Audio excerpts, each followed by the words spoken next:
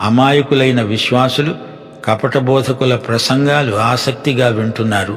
తమ సేవా తలాంతులతో వ్యాపారం చేసే నాయకులున్నారు. వీరికి దేవుని చేతిలో కఠిన శిక్ష తప్పదు. నాయకులు ధనదాసులు కాకూడదు.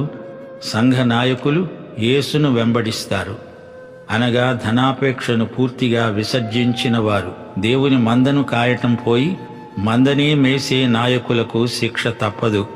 యేసు దేవాలయములో ప్రవేశించి క్రయ విక్రయములు చేసేవారినందరినీ వెళ్ళగొట్టి రూకలు మార్చేవారి బల్లలను, గువ్వలమ్మే వారి పీఠములను పడదోసి అన్నాడు, నా మందిరము ప్రార్థన మందిరము అనబడుతుంది అని రాయబడి ఉన్నది.